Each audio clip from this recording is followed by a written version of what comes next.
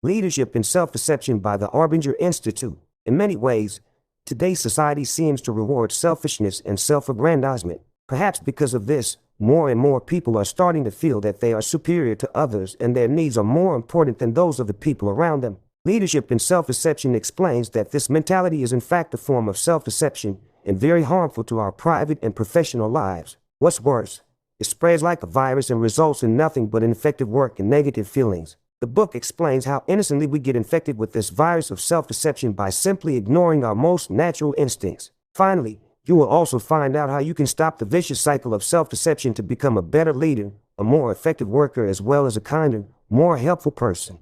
Leadership and Self-Deception Key Idea #1.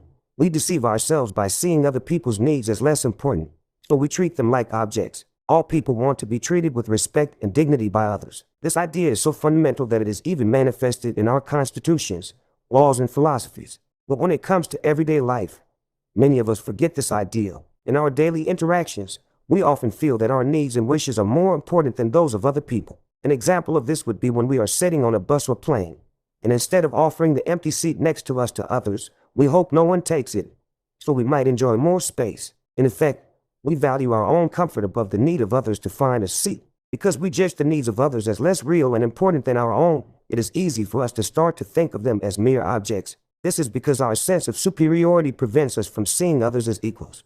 So we no longer see a reflection of ourselves in others. In short, we begin to lack empathy. So we no longer see others as real people anymore. This means that as we sit there on the bus or plane, we will probably see the other passengers as mere threats to us and our comfort, rather than as other human beings with their own needs. This phenomenon is known as self-deception or being in the box. In this context, self-deception means that we do not see ourselves and the people around us as they really are. Hence, we are deceiving ourselves. You might say that when we are self-deceived, we are trapped inside a box, the limits of which distort our worldview so we see other people as objects of little importance. To break free of self-deception, we must break free of the box. Leadership and Self-Deception Key Idea #2. Self-deception means we constantly seek justification for worldview where others' faults and our own virtues are inflated. In today's selfish world, it might seem harmless to inflate one's own virtues and importance, but in fact, this act of self-deception is harmful, and what's worse, it is a never-ending vicious circle where one act of self-deception leads to another. How? We deceive ourselves by exaggerating our own needs and virtues while simultaneously magnifying the flaws and faults of others. This distorted view makes us more prone to blame others in times of friction. For example, imagine you are arguing with your spouse about where to spend your vacation. If you are self-deceived, you will consider your own wishes as more important than your spouse's. If an argument ensues, you will also see your own behavior as more reasonable and measured than your spouse's. The result, you will blame your spouse for escalating the argument and for not respecting your wishes. Since you are self-deceived, you will probably not even be able to spot these flaws in reasoning. But this kind of distorted worldview cannot stand on its own, as it will be inevitably challenged by reality. In order to stop it collapsing, we need to construct self-justification for it. This means we actively look for and come up with excuses and reasons to bolster our worldview. For example, when you blame your spouse for not caring enough about your wishes regarding your holiday destination, you need to find a justification for this view. You may then inflate the importance of your own needs. For example, you might think to yourself, I have worked so hard this year that I really need some rest and relaxation. This kind of self-aggrandizement prevents you from seeing that your spouse has every right to express their opinion as well. Leadership and Self-Deception Key Idea #3. You don't have to behave badly toward others to be self-deceived. It is enough to have bad feelings toward them. We all want to be liked, respected, and loved. Typically, one would think that the key to getting these things lies in our behavior, how we act toward others. But in fact, the way others see us depends on something that runs much deeper than our behavior, our underlying feelings. This is because we are often able to sense how people feel about us, even if they do not show it. For example, there have probably been times when someone has treated you nicely, but you've been able to sense that really, they were doing it just to extract some favor from you. We intuitively know if the behavior of the other person is not a true reflection of their feelings toward us. In fact, we tend not to respond to what people are doing per se, but rather to how we perceive their feelings toward us while they are doing it. For example, imagine you are having a ferocious argument with your spouse when you realize that you will soon be late for work. You quickly end the argument and give him or her a kiss. Though there is nothing hostile in the kiss itself, your spouse will surely sense your true underlying feelings and probably respond negatively to your kiss. Just as others respond to our feelings, not our actions, It is not our actions that determine whether or not we are self-deceived. You can act very kindly towards someone, but still deep down feel that their needs are inferior to yours. This means that despite your apparent kindness, you are in fact self-deceived. If you think about it, any behavior can be manifested either from inside the box of self-deception, when it is driven by feelings of superiority, or from outside the box of self-deception, driven by feelings of equality. It is this difference in feelings that determines how you view others, not their behavior per se. Leadership in self-deception key idea #4. The need for self-justification of our distorted worldview is ineffective and even destructive. We have seen how self-deception affects our perception of others, but it also negatively affects our own motivation and priorities, leading us to lose sight of what is really important. This is because when we are self-deceived, we must constantly look for self-justification to support our distorted worldview. This means we are not focused on what we want to achieve, be it at work or at home. For example, at work you often need to work together with other people to get good results. If you are self-deceived, you will try to undermine your coworkers' ideas and achievements in order to justify your view that they are inferior to you. This means that the real goal, generating good ideas for your employer company, will not be your main concern anymore. Therefore, self-deception can stand in the way of being productive and achieving results. Another way in which self-deception hurts us is that we actively seek out and even provoke faults in others so as to justify our own low view of them. For example, a mother who feels that her son stays out too late might set an unreasonably early curfew for him. In reality, she fully expects him to break it and thus justify her mistrust and the negative feelings about him. So in fact, she is trying to provoke the very behavior she is upset about. Finally, our search for self-justification also has an impact on our own personality by diminishing the very virtues we feel make us superior to others. For example, if we feel we are more knowledgeable than everyone else, we will probably not respond well to others trying to teach us something new because of our self-justification for our inflated sense of wisdom. Therefore, we actually hinder ourselves from learning new things and become less knowledgeable. So in conclusion, if we are self-deceived, our search for self-justification harms our relationship with others, as well as diminishes our effectiveness at our work. Leadership in self-deception key idea #5. Self-deception is contagious and reinforced by the self-deception of others. In our families and at work, we seldom act autonomously. Interacting with other people is an inextricable part of life. This means that our self-deception has an impact on those around us as well, and can in fact spread like a virus. This is because when things go awry, if we are self-deceived, we see others as inferior to ourselves, so we tend to naturally blame them. This of course makes them feel like they are being treated unfairly, which makes them defensive. They naturally begin to emphasize our faults, while inflating their own virtues in order to feel better about themselves. This way they too become self-deceived. When two people are in the box of self-deception, they both blame each other for mistreatment and react by further mistreating the other person. This leads to a vicious cycle of mutual mistreatment. For example, if you are in a relationship and always blame your partner in every fight and disagreement, you will begin to focus on your partner's faults so intently that you completely ignore your own mistakes and shortcomings. Your stubbornness and inability to see your own faults will eventually lead to your partner blaming you in disagreements, leading him or her to be blinded to their own faults as well. As you can see, self-deception is like a virulent infection that is passed along to others through contact. Due to the damage self-deception does to us and those around us, it is crucial to understand how we become infected ourselves and what the underlying causes for our infection are. In the following book summaries, we will examine how and why this infection takes place. Leadership in self-deception key idea #6.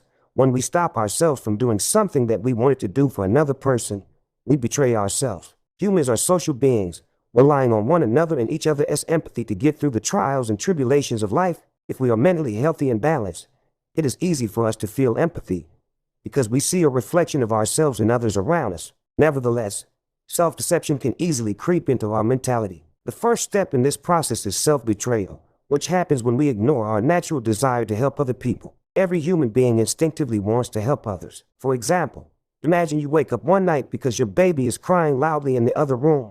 Probably your first natural instinct will be to get up and calm your baby quickly before your spouse wakes up, because you care about your spouse and don't want to disturb their sleep too. If you do not follow this natural instinct to be kind and helpful, you betray yourself. You may, for example, start wondering why it should be you who gets up when you also need your sleep. Whereas before you considered your spouse's need for sleep as valid and important as your own, you now begin to devalue it. You disregard their needs, and thereby betray your own natural instincts. This is the gateway to self-deception. Leadership in self-deception key idea #7. We must justify our self-betrayal, which leads us to self-deception and having negative feelings towards others. We all know that nagging feeling that arises when we feel we should do something for another person. By now you know that if you don't act on that feeling, you betray yourself. So how does this self-betrayal put you in the box of fully fledged self-deception? Well, in order to justify your self-betrayal, you need to change your worldview.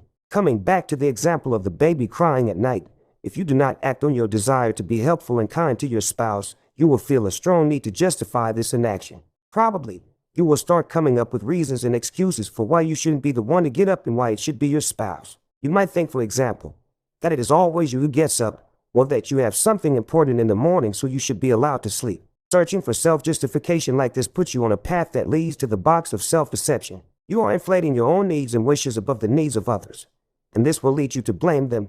In this example, you would probably start feeling angry at your spouse, blaming him or her for not getting up. This connection between self-betrayal and self-connection can be seen in the fact that we do not develop negative emotions toward others because of the way they act, but because of our own self-betrayal. When you first woke up to the sound of your baby crying, you had no negative feelings toward your spouse. You just wanted to get up and help. It was only after you betrayed yourself and made up excuses for your betrayal, thus becoming self-deceived, that your feelings for him or her took a turn for the worse. In this interview, your spouse did not have the chance to do anything. Hence, your self-deception was purely about your own self-betrayal. So self-betrayal leads to self-deception, and self-deception, as we have seen, is harmful both privately and professionally. Next, you will find out how you can stop self-betrayal in order to prevent yourself from succumbing to self-deception. Leadership in self-deception key idea #8. We can stay out of the box of self-deception by always acting on our instinct to help others. We know that when we betray ourselves by ignoring our wish to help others, it leads to self-deception. Therefore, if we can stop betraying ourselves, we can stop being self-deceived. First of all, it's important to understand that we cannot get out of the box of self-deception by merely changing our behavior, for example, by trying to avoid others or finding ways to cope with our self-deception. This is because changing our behavior or avoiding tricky situations does not actually change our state of mind. Remember, self-deception is not defined by what we do, but by what the underlying emotions are. So simply changing behavior will not solve the problem. For example, if you're in a relationship and you're in the box of self-deception because you don't consider your partner's feelings and needs as equal to yours, you might think it's a good idea to start avoiding certain topics of conversation that have led to arguments in the past. But because your worldview is distorted, the quality of the relationship will not improve through this change in behavior. You will still feel your partner's needs are inferior to yours, which will result in mistreatment, leading to arguments again. Instead, you must stop betraying yourself. And this happens the moment you start questioning whether you're any better than the people around you. When you do this, you will no longer resist your instinct to help them. Without self-betrayal, you will see others as equal human beings with valid needs and desires, instead of as mere objects. To keep this up, you must simply keep honoring that first instinct you have to help and be kind to others. You need to constantly monitor your feelings and instincts, especially when dealing with different people, as it is possible to be self-deceived toward some people, but not toward others. To fully free yourself of self-deception, you need a long-term commitment. Leadership in self-deception key idea #9. Freeing ourselves of self-betrayal and self-deception benefits our professional and private lives. We have all experienced the liberating feeling of being outside the box of self-deception when interacting with some people, be it in your private life or at work. The feeling of dealing with someone on a basis of mutual respect is a positive and inspiring one, and also a key to success. To be a successful leader, you must be free of self-deception. Great leaders treat people as equals and with underlying respect, thereby gaining willing and loyal followers. Even if the leadership methods are strict or demanding, those being led will not resent the leaders as they do not feel that they are devalued. Therefore, as a leader, you have the responsibility to get out of the box of self-deception yourself, as well as helping others get out in turn. This is because the more people are out of the box at a workplace, the more a culture of responsibility will emerge, instead of a culture where people blame each other. Without the need to seek self-justification for their self-deception, people accept their responsibilities and focus on working more efficiently and achieving results. Also, in our private lives, refraining from self-betrayal and honoring our desire to help others makes life easier.